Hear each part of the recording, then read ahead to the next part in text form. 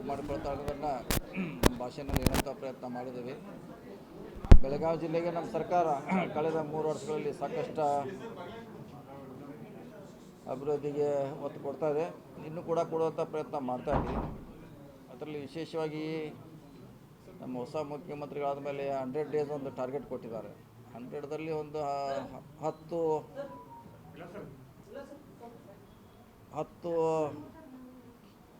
Task ಇದೆ. ಅದರಲ್ಲಿ ಭಾರತ್ ಜೋಡೋ ಇದೆ, ಆಮೇಲೆ ಡಿಸ್ಪೋಸಲ್ ಫಾಸ್ಟಾಗಿ ಅಧಿಕಾರಿಗಳ ಡಿಸ್ಪೋಸಲ್ ಮಾಡಬೇಕು. ಆಮೇಲೆ ಅದಕ್ಕೆ ವಿಶೇಷವಾಗಿ ಒಂದು ಹೊಸ ಖಾತೆಯನ್ನು ಕೂಡ ನಾವು ಪ್ರಾರಂಭ ಮಾಡ್ತಾಯಿದ್ವಿ. ಸೊ ಈಗ ಸುಮಾರು ಯೋಜನೆಗಳಿಟ್ಟು ಒಂದು 100 ಡೇಸಲ್ಲಿ ಅದು ಕಾರ್ಯಕ್ರಮ ಮುಗಿಬೇಕಂತ ಮಾಡ್ತಾಯಿದ್ವಿ. ಅದಕ್ಕೆಲ್ಲರೂ ಕೂಡ ನಾವು ಪ್ರಯತ್ನ ಮಾಡ್ತಾ ನಮ್ಮ ಜಿಲ್ಲೆಗೆ ಏನು ಸಂಬಂಧಪಟ್ಟಿದೆ ಅದಕ್ಕೆ ನಾವು ಒತ್ತು ಕೊಡ್ತಾಯಿದ್ವಿ. ರಾಜ್ಯ ಮಟ್ಟದಲ್ಲಿ ಮುಖ್ಯಮಂತ್ರಿಗಳು ಒತ್ತು ಕೊಡ್ತಾ ಇದ್ದಾರೆ. ಸೊ ಒಟ್ಟಾರೆಯಾಗಿ ಒಳ್ಳೆಯ ಸರ್ಕಾರ ಕೊಡಲಿಕ್ಕೆ ನಮ್ಮ ಹೊಸ ಮುಖ್ಯಮಂತ್ರಿಗಳು ಪ್ರಯತ್ನ ಮಾಡ್ತಿದ್ದಾರೆ. ಸೊ ಅದಕ್ಕೆ ನಾವು ಗಾಂಧೀಜಿ ಹಿನ್ನೆಲೆಯಲ್ಲಿ ಗಾಂಧೀಜಿ ಸ್ಮಾರಕಗಳು ಭಾಳ ಒಂದು ಸ್ಥಿತಿ ಸರಿ ಇಲ್ಲ. ಚಿಕ್ಕೋಡಿ ತಾಲೂಕಿನ ಹುಲಿಯಾಳಾಗಲಿ ಉದಲಿ ಕೆಲವೊಂದರಲ್ಲಿ ಅಂಥವ್ರ ಬಗ್ಗೆ ದುರಸ್ತಿ ಬಗ್ಗೆ ಏನು ಕ್ರಮ ತಗೊಂಡಿದ್ದೀವಿ? ಅಲ್ಲ, ಉದಲಿದಂತೆ ಮಾಡೋ ಬದಲಾಗಿ ನಾವು ಬೆಳಗಾವಿಯಲ್ಲಿ ಮಾಡಿದ್ವಿ. ಉದಲಿಯಲ್ಲಿ ಮಾಡೋದು ಮುಂಚೆಗೆ ಪ್ಲ್ಯಾನ್ ಇದ್ದರೂ ಕೂಡ ಅಲ್ಲಿ ಜಾಗದ ಸಮಸ್ಯೆಯಿಂದ ಬಿಟ್ಟಿದ್ದೀವಿ. ಸೊ ಅದು ಬಿಟ್ಟಿದ್ದೀವಿ. ಸೊ ಅದನ್ನೇ ಬೆಳಗಾವಿಯಲ್ಲಿ ಇಲ್ಲಿ ಮಾಡಿದ್ರಲ್ಲ, ಅಲ್ಲಿ ವೀರಸೌಧ ಅಂತ, ಅದನ್ನೇ ಅಲ್ಲಿಂದ ಶಿಫ್ಟ್ ಮಾಡಿದ್ವಿ. ಯಾಕಂದ್ರೆ ಅಲ್ಲಿ ಜಾಗದ ಸಮಸ್ಯೆ ಇರೋದ್ರಿಂದ. ಆಮೇಲೆ ಚಿಕ್ಕೋಡಿ ತಾಲೂಕು ಒಂದು ಊರು ಗ್ರಾಮದಲ್ಲಿ ಗಾಂಧೀಜಿ 2 ದಿವಸ ಬಂದಿದ್ರು. ನಮ್ಮ ನವಲಿಯಾಳ ಗ್ರಾಮ, ಅದರ ದುಸ್ಥಿತಿ ಪೂರ್ತಿ ಬಿಲ್ಡಿಂಗ್ ಕುಸಿದು ಬೀಳ್ತಾ ಇದೆ ಅಂತ. ಅದ್ರ ಏನು ಸ್ಮಾರಕ ಮಾಡೋ ವಿಚಾರ ಏನಾರೆ ಪ್ಲಾನ್ ಇದೆಯಾ? ಇಲ್ಲ, ನೋಡೋಣ, ಅದ್ರ ಬಗ್ಗೆ ಮಾಹಿತಿ ತೊಗೊಳ್ಳೋಣ. ಅಲ್ಲಿ ಇದ್ದಾರೋ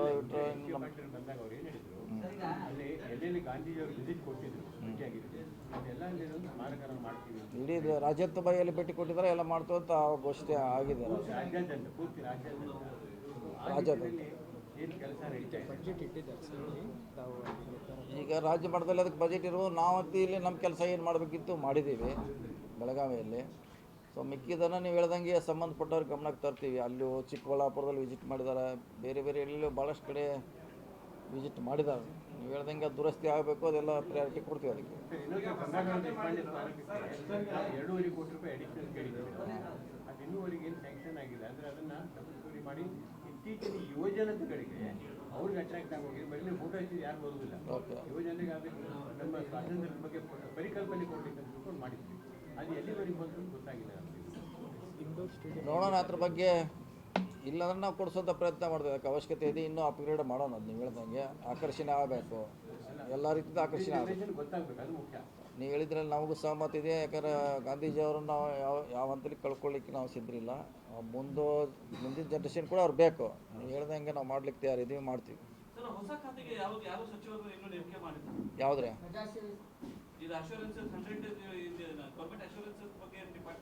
ಅದು ಮಾಡ್ತಾರೆ, ಮಾಡಿದ್ವಿ. ಇನ್ನೂ ಮಾಡ್ತಾರೆ, ಇನ್ನೂ ಭಾಳಷ್ಟು ಖಾತೆ ಹಂಚಿಕೆ ಆಗಿಲ್ಲ. ಕೆಲವು ಇನ್ನೂ CM ಅವ್ರ ಕಡೆ ಇದೆ, ಅದರಲ್ಲಿ ಅದು ಒಂದು ಇದ್ದಾರೆ.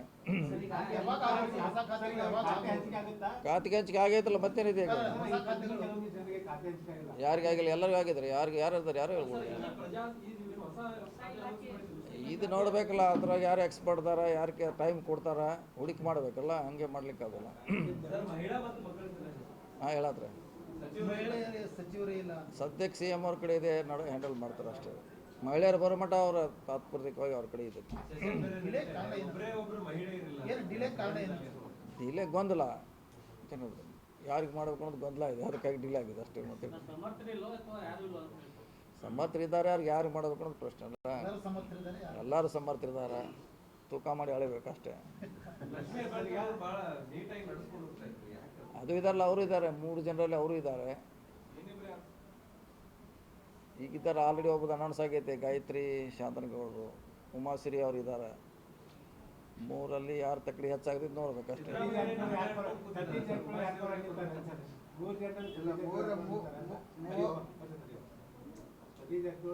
ನಾವು ಯಾರ ಪಕ್ಷ ಯಾರಿಗೆ ಮಾಡ್ತಿದ್ವಿ ಅವ್ರಿಗೆ ಅವ್ರ ಪರವಾಗಿರ್ತೀವಿ ಅಷ್ಟೇ. ನಾವು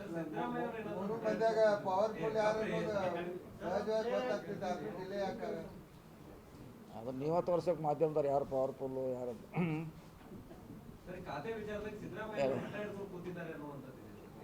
ಏನತ್ರ ಏನು ಯಾವ್ದು ಖಾತೆ, ಯಾವ್ದು ಬಗ್ಗೆ ಯಾವುದು ಸಮಸ್ಯೆ ಇಲ್ಲ ರೀ.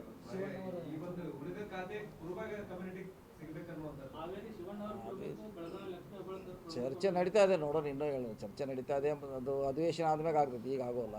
ಅಧಿವೇಶನ ಆದ್ಮೇಲೆ ಇದಕ್ಕೆಲ್ಲ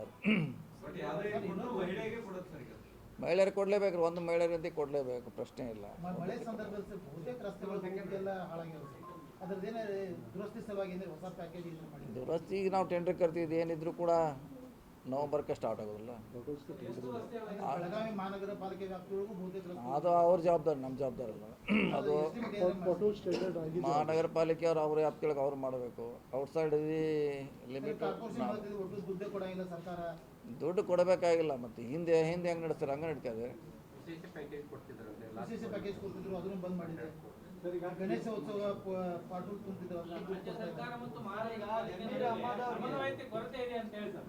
ಸಮನ್ವಯತೆ ಕೊರತೆ ಇದೆ. ಅವ್ರು ಬಿಜೆಪಿ ಅವರು ಕಾಂಗ್ರೆಸ್ ಅವರು ಅವ್ರು ಬಂದು ನಿಮಗೆ ನೀವು ರಾಜ್ಯ ಸರ್ಕಾರದವ್ರು ಬಂದು ಮನವಿ ಸರಿಯಾಗಿ ಮಾಡ್ಕೋತಾ ಇಲ್ಲ.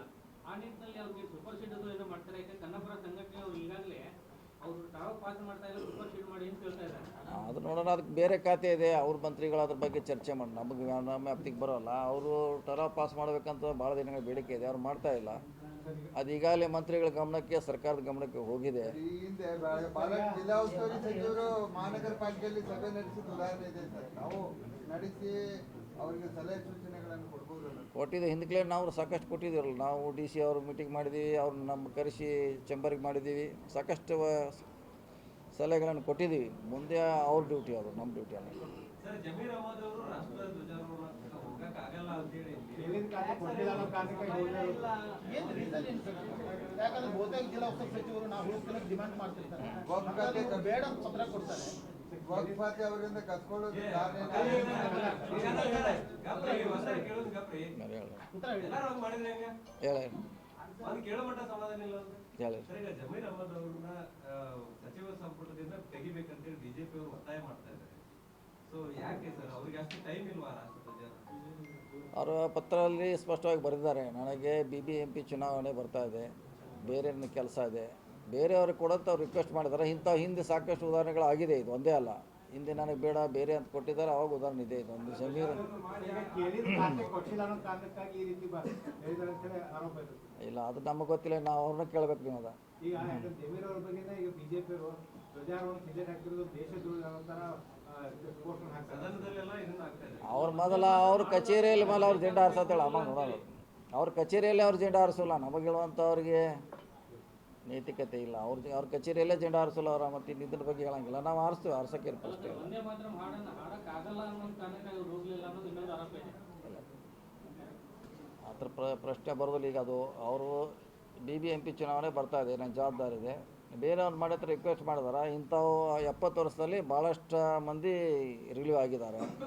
ಕೆಲವರು ಬೇಡ ತೊಗೊಂಡಾರೆ, ಕೆಲವರು ಬೇಡ ಅಂತ ಹೇಳಿದ್ದಾರೆ. ಇದರಲ್ಲಿ ಹೊಸದಿಲ್ಲ, ರಾಜಕೀಕರಣ ಮಾಡೋದು ಏನು ಅವಶ್ಯಕತೆ ಇಲ್ಲ ಇದರಲ್ಲಿ. ಭಾರತೀಯ ಹೆಮ್ಮೆ ಸರ್, ಧ್ವಜಾರೋಹಣ ಮಾಡೋದು, ಉಸ್ತುವಾರಿ ಸಚಿವರು ಮಾಡೋದು ಹೆಮ್ಮೆ ಅಂತ ಒಂದು ಆ ಭಾಗ್ಯ ಇನ್ನೊಬ್ಬರಿಗೂ ಬರೋಲ್ಲ. ಇಲ್ಲ, ಅವ್ರು ರೀಸನ್ ಕೊಟ್ಟಿದ್ದಾರೆ, ಅದಕ್ಕೆ ಈಗ ನಿಮಿಷಿದ್ದಾರೆ. ಬೇರೆದವರು ಆಲ್ರೆಡಿ ಹಾರಿಸಿ ಆಯಿತು, ಬಸಂತಪ್ಪ ಹಾರಿಸಿ ಆಯ್ತು. ಈಗ ವಿಷಯ ಮುಗಿದೋಯ್ತು, ಅದು ಕ್ಲೋಸ್ ಅದು ಮ್ಯಾಟ್ರು. ಸರ್, ಈ ಬೆಳಗಾವಿಯಲ್ಲಿ ಈ ಆಸ್ತಿ ಬಗ್ಗೆ ಸಾಕಷ್ಟು ಗೊಂದಲ ಇದೆ. ಯಾವುದ್ರೆ ಈ ಬೆಳಗಾವಿಯಲ್ಲಿ ಈ ಆಸ್ತಿ ಬಗ್ಗೆ ಸಾಕಷ್ಟು ಗೊಂದಲ ಇದೆ. ಆಫೀಸ್ ತಿಳಬಡಿ ಕೆಲವೊಂದು ಏರಿಯಾದಲ್ಲಿ ಎಲ್ಲ ಮೇನ್ ಓನರ್ ಇದ್ದಾರೆ, ಮುನ್ಸಿಪಾಲಿಟಿ ಇದ್ದಾರೆ. ಅದು ಇಂಡೆಫಿನೆಟ್ ಲೀಸ್ ಇದೆ, ಪರ್ಪೆಚುಯಲ್ ಲೀಸ್ ಇದೆ. ಈಗ ರಿಜಿಸ್ಟ್ರೇಷನ್ ಆಗ್ತಾ ಇಲ್ಲ. ಸಿಮಿಲರ್ಲಿ ಬೆಳಗಾವಿಯಲ್ಲಿ ಕೂಡ ಶೆಡ್ಯೂಲ್ ಗೊತ್ತಿದೆ ಅವ್ರಿಗೆ, ಅಲ್ಲಿ ಕೂಡ ಸುಮಾರು ಸಮಸ್ಯೆ ಇದೆ. ಇಲ್ಲ, ಮೊನ್ನೆ ನಾವು ಸೆಕ್ರೆಟರಿ ಅವ್ರಿಗೆ ಮಾಡಿ ಒಂದು ಮಾಡಿಸ್ಕೊಟ್ಟು ಮಾಡ್ಲಿಕ್ಕೆ ಅಲೋ ಮಾಡಿದಾರಲ್ಲ, ಮೀಟಿಂಗ್ ಮಾಡಿದ್ದಾರೆ ಸರ್. ಇನ್ನೊಂದು ವಾರದಲ್ಲಿ ಅಲೋ ಮಾಡಲಿಕ್ಕೆ ಅಲೋ ಮಾಡ್ತೀವಿ ಅಂತ ಹೇಳಿದ್ದಾರೆ. ನಾವು ಇದನ್ನು ಸೆಕ್ರೆಟರಿ ಅವರಿಗೆ ನಮ್ಮ ಅಂದ್ರೆ ಅವ್ರಿಗೆಲ್ಲ UDD ಸೆಕ್ರೆಟರಿ ಮಾಡ್ತಾರೆ. ಸಮಸ್ಯೆ ಅಂದ್ರೆ ನಾನೀಗ ನಾನು ಮನೆ ಮಾರಬೇಕು, ಮಾರ್ಲಿಕ್ಕೆ ಸಾಧ್ಯ ಅದು ಸಾಲ್ವ್ ಆಗಿದೆ. ಈಗ ಸಾಲ್ವ್ ಆಗಿದೆ. ಎಲ್ಲ ಕಡೆ ರಿಜಿಸ್ಟ್ರೇಷನ್ ಅಲ್ಲಿ ಎಲ್ಲ ಕಡೆ ಇದೆ. ಪ್ರಾಬ್ಲಮ್ ಈ ಸ್ವತ್ತಿನಲ್ಲಿ ಇರಲಿಲ್ಲ, ರಿಜಿಸ್ಟ್ರೇಷನ್ ಅಲ್ಲಿ ಇತ್ತು. ರಿಜಿಸ್ಟ್ರೇಷನ್ ಅಲ್ಲಿ ಒಂದು ಸಪರೇಟ್ ಕಾಲಮ್ ಕೊಟ್ಟು